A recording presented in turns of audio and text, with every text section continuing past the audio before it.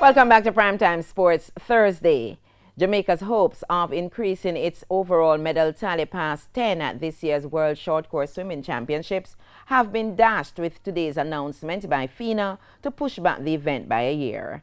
The competition, which will still be staged in Abu Dhabi, will now be held from December 13 to 18, 2021. The president of the Aquatic Sports Association of Jamaica has expressed displeasure at the postponement. So it's a bit of a disappointment for us to be postponed.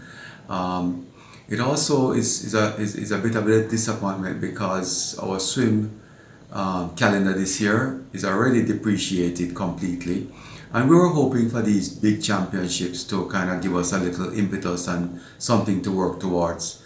This is a very unfortunate event to be postponed. However, we do understand and appreciate that life and the protection of our athletes comes first. It's disappointing, but we look forward to the championships next year. Olympian Alia Atkinson has secured all 10 of Jamaica's medals at the World Short Course Swimming Championships between 2012 and 2018, comprising 4 gold, 4 silver, and 2 bronze medals.